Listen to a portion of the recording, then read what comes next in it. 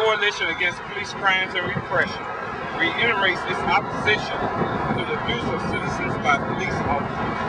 Our tax dollars pay them to serve and protect in a professional manner in which they have supposedly been trained.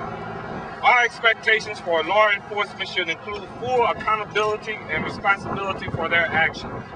They are never supposed to be judge, jury, and executioners.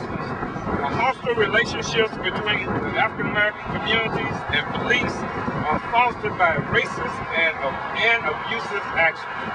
The fact is that there is rarely any retribution for these actions have only been fueled to the feelings of fear, frustration, and anger by citizens. The attack and use of excessive force by Maplewood and St. Louis police officers represent the kind of Ku Klux Klan mentality that our communities experiences on a daily basis. The fact that these occurrences are not captured on video tape hardly lessens the impact. Numerous incidents of police violence never find their way into the news headlines or investigations of internal affairs departments.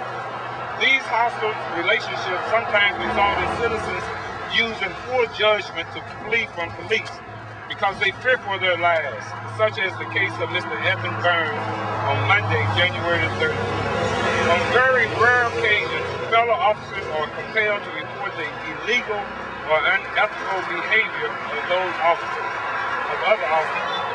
Such was the case when Officer Steve Harmon of the St. Louis Police Department witnessed another officer torturing and handcuffed suspect with a stun gun that had not been issued by the department. These breaks in the wall of silence need to be encouraged, and we so applaud the actions of Officer Harmon and any other person willing to do so.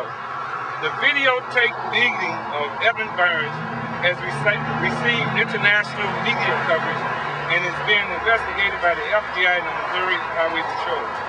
We don't, let's be clear, expect a righteous outcome from these agencies, since they have also been guilty of racism and abusive policies.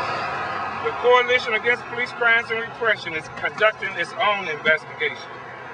Based on our preliminary findings, we conclude that the officers, number one, did not follow department policy by relentlessly chasing Mr. Burns through city and county streets, thus endangering many lives of innocent citizens. Maplewood police policy on pursuit specifically states that, in quote, if the pursuit is, and in parentheses, or becomes more dangerous than the pursued suspect, do not pursue. Do not pursue. Therefore, we call for the termination of all officers involved.